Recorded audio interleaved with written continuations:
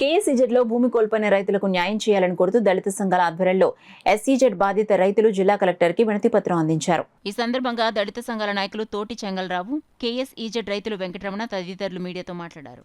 కేఎస్ఈజెడ్ పరిధిలో యూకొత్తపల్లి మండలం పొన్నాడ, మూలపేట, రమణక్కపేట, శ్రీరామపురం పంచాయతీల పరిధిలో సేకరించిన భూములలో నేటి వరకు ఒక పరిశ్రమ కూడా నిర్మించకపోగా కనీసం రైతులకు ఉపాధి కూడా కల్పించలేకపోయారని ఆవేదన వ్యక్తం చేశారు. ఈ కార్యక్రమంలో సుబ్బారావు, నూకరాజు, దేవుడు, అప్పారావు తదితరులు పాల్గొన్నారు.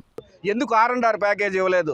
ఎందుకు ఆ ప్రాంతంలో కాలేజీలు పెడతానన్నారు, ఇంజనీరింగ్ కాలేజీ కడతాన్నారు, పాలిటెక్నిక్లు కట్టి మీ బ్రతుకులన్నీ కూడా మార్చేస్తాం, ఉన్న ఫలంగా ఇంతకన్నా మెరుగైన జీవితాన్ని ఇస్తామని చెప్పి ఎందుకు మీరు మాట తప్పారు? ఎందుకు ఈ రైతులను మోసం చేశారని ఈ సందర్భంగా మేము ప్రశ్నిస్తున్నాం.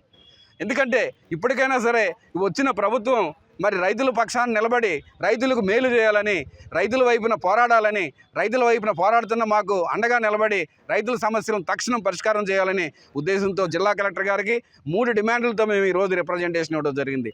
డిమాండ్ నెంబర్ 1, అభివృద్ధి చేసిన భూమిలో ప్రతి ఎకరాకి 2 సెంట్లు ఇవ్వాలని, అలాగే ప్రతి ఎకరాకి అదనపు నష్టపరిహారం 10 లక్షల రూపాయలు ఇవ్వాలని, అంతేకాకుండా ఇంతవరకు ఉద్యోగాల పేరుతో మోసగించిన వీళ్ళందరికీ కూడా తక్షణం ఉద్యోగం ఇవ్వండి.